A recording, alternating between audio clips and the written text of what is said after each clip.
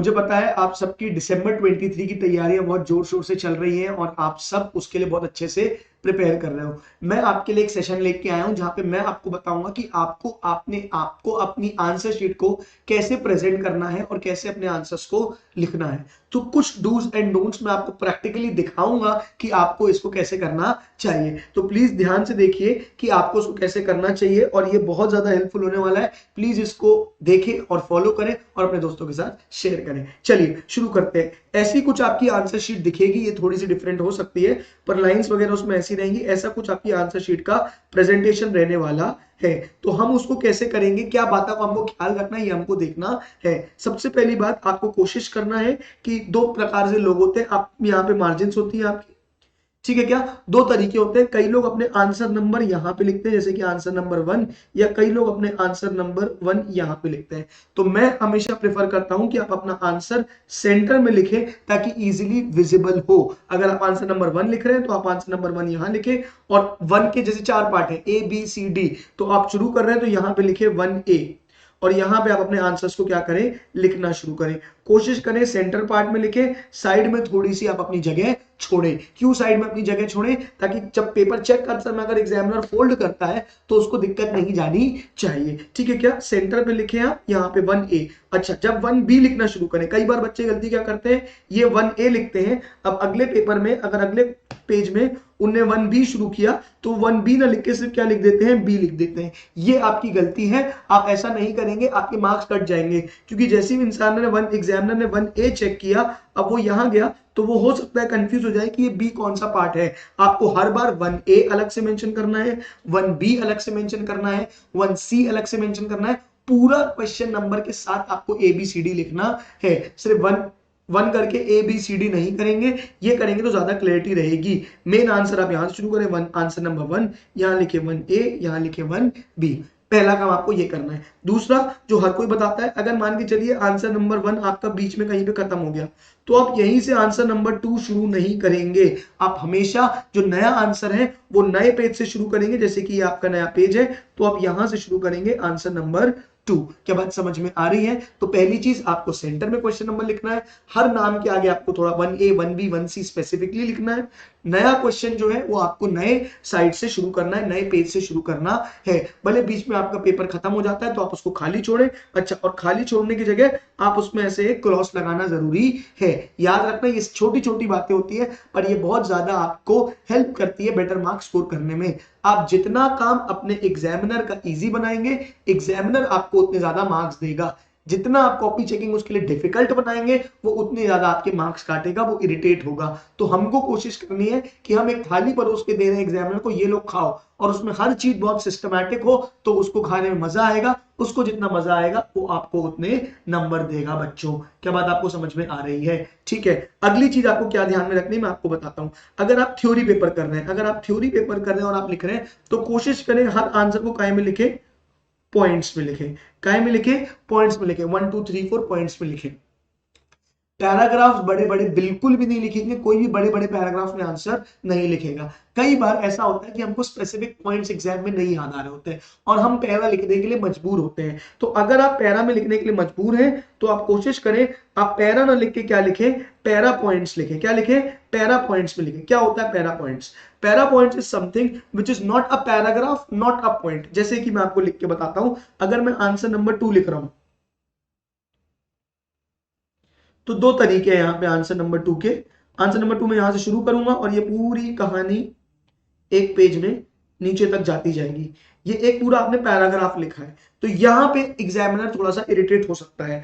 आपको क्या करना है, आपको अगर पहली बात तो कोशिश करनी है पॉइंट्स में लिखने की, पर अब क्वेश्चन ऐसा है कि जहां हम फेंक ही रहे, हमको याद ही नहीं आ रहा, तो आप पैरा पॉइंट्स में लिखें। पैरा पॉइंट में कैसे लिखेंगे मैं आपको दिखाता हूं। आपने आंसर लिखना शुरू किया, हर 3 लाइन के बाद आप एक पैराग्राफ चेंज करेंगे, हर 3 लाइन के बाद एक पैराग्राफ चेंज करेंगे, हर 3 लाइन के बाद एक पैराग्राफ चेंज करेंगे। आप पॉइंट नंबर नहीं दे रहे हैं, 1 2 3 4 स्पेसिफिकली मेंशन नहीं कर पा रहे ना करें, लेकिन 3 लाइन से बड़ा पैराग्राफ आप नहीं लिखेंगे। तो this is paragraph but looking like a point, this is a paragraph but looking like a point, तो इसको बोलते हैं पैरा पॉइंट्स। तो कोशिश करें आंसर को पैरा पॉइंट्स में लिखें। अगर आपको आंसर पॉइंट्स में नहीं बन रहा है तो इन बातों का आपको खास ख्याल रखना है। दूसरी चीज, जितना हो सके। देखो काटा पीटी हमको पता है कम से कम करनी चाहिए, लेकिन अगर काटा पीटी हो रही है तो शर्माए नहीं, उसमें कोई बुरी बात नहीं है। कोई एग्जामिनर गुस्सा नहीं होता कि इतनी ज्यादा काटा पीटी क्यों की है, अगर आपने काटा पीटी सलीके से की है तो। अगर आपका क्वेश्चन गलत हो गया है, बिल्कुल ना शर्माए, एक सिंगल लाइन से आप उसको कट करें और अगले पेज से उसको प्रॉपरली लिखना शुरू करें। हम कई बार क्या करते हैं कि नहीं यार काटा पीटी नहीं दिखनी चाहिए, गलत हो गया, तो हम उसको मैनेज करने की कोशिश करते हैं, और मैनेज करने की कोशिश में हम उसको ज्यादा बुरा कर देते हैं। क्या बात समझ में आ रही? कंफ्यूजिंग कर देते हैं। तो कोशिश करें अगर काटा पीटी हो रही है तो दिलेरी से करें, कोई दिक्कत की बात नहीं है, सिंगल लाइन से कट लगाएं और चले। अगला, कुछ बच्चों के लिए ये बहुत इंपॉर्टेंट है कि भैया मेरी राइटिंग बड़ी खराब है, मेरी राइटिंग बहुत खराब है, सारे टीचरों ने बोला इतनी खराब राइटिंग, चेक कैसे करेगा, मैं क्या करूं? याद रखना, आप एक समय पे अपनी राइटिंग नहीं सुधार सकते। इस एज में आके इतने कम टाइम पे, 1 महीने की पढ़ाई में आप अपनी राइटिंग नहीं सुधार सकते। तो आपको क्या करना चाहिए, आप थोड़ा सा इंटेलिजेंटली लिखें। आपकी राइटिंग खराब है, कोई बात नहीं, थोड़े बड़े, जो जैसा लिखते हैं वैसा लिखें, थोड़ा बड़ा लिखें। क्या बात समझ में आ रही है? दूसरा, स्पेस लिखें। आप जितनी जगह छोड़ छोड़ के लिखेंगे उतना अच्छा है। आप ज्यादा से ज्यादा पेज वेस्ट करें कोई दिक्कत नहीं है, लेकिन आप जगह छोड़ छोड़ के लिखें। पर्पस ये है कि एग्जामिनर को क्लियरली दिखना चाहिए, आपने जो रीड जो लिखा है वो क्लियरली रीडेबल होना चाहिए। आपकी राइटिंग गंदी है, कोई बात नहीं, जैसे कोई भी चीज में स्पेस छोड़ छोड़ के लिखा जाता है, ज्यादा जगह छोड़ छोड़ के लिखा जाता है, ऑटोमेटिकली वो चीज इजीली रीडेबल हो जाती है। तो आपको क्या करना है, थोड़ा स्पेसिफिकली लिखते समय आपको ध्यान रखना है कि थोड़ा बड़ा लिखे और स्पेस छोड़ छोड़ के लिखे। क्या बात समझ में आ रही है? आप इन पॉइंट्स को नोट करते जाएं, हालांकि मैं आखिरी में आपको एक समरी दूंगा कि आपको किन बातों का ख्याल रखना है। क्लियर है क्या? नेक्स्ट आपको क्या करना है, अगर आप पेपर करने जा रहे हैं, ठीक है क्या, तो जो चीजें आपको बनती हैं, जो चीजें आपको आती है, उनको ऑब्वियस सी बात है पहले करें। जिन चीजों में थोड़ा सा डाउट है उनके लिए स्पेस छोड़ें और उनको बाद में करें। कोशिश करना चाहिए पेपर का सीक्वेंस बहुत ज्यादा आगे पीछे नहीं करना चाहिए। हाँ मैं समझता हूं कि सीएस का एग्जाम है, कहीं ना कहीं थोड़ी बहुत कि ये क्वेश्चन नहीं बन रहा है, क्वेश्चन बन रहा है, आप 3 पन्ने छोड़ दें फिर आगे बढ़े। और अगर हाँ पेपर खत्म करने के बाद अगर आपको लग रहा है कि आपने 3 पन्ने कहीं पे छोड़े थे और आप पे उसमें आंसर नहीं लिख पाए, तो प्लीज प्लीज प्लीज उसको कट ऑफ जरूर करें, स्ट्राइक ऑफ जरूर करें। एम्प्टी पेज कहीं भी नहीं छोड़ेंगे, वरना बहुत दिक्कत हो जाएगी बच्चों आपके साथ। क्या बात समझ में आ रही है? आप बस इतना समझें कि आपको एग्जामिनर के दिमाग के साथ खेलना है। आप जितना अच्छा एग्जामिनर को चीजें प्रेजेंट करेंगे, जितना इजीली उसको प्रेजेंटेबल बनाएंगे, उतना आपके लिए कन्वीनियंट रहने वाला है। तो एक बार समराइज करते हैं क्या बातें हमने करी आज के सेशन में। सबसे पहले हमने बात क्या लिखी कि आपको सेंटर ऑफ द पेज में पेज नंबर लिखना है। दूसरा काम आपको क्या करना है, हर क्वेश्चन नंबर के सब पार्ट को भी स्पेसिफिकली मेंशन करना है, जैसे 1A 1B 1C, तो हर बार स्पेसिफिकली मेंशन करना है। तीसरा काम आपको क्या करना है, तीसरा काम आपको क्या करना है, हमेशा नया question, new question you will start with new page, नए पेज से स्टार्ट करेंगे, बीच में कहीं भी आप नए क्वेश्चन को स्टार्ट नहीं करेंगे। चौथा, आप अगर आपकी राइटिंग खराब है तो आप थोड़ा स्पेस छोड़ छोड़ के लिखेंगे, जितना हो सके स्पेस छोड़ छोड़ के लिखेंगे। और अगर आपको पॉइंट्स, पहली प्रायोरिटी पॉइंट्स को देंगे, अगर पॉइंट्स को नहीं दे पा रहे हैं तो पैरा पॉइंट्स में आंसर को लिखेंगे।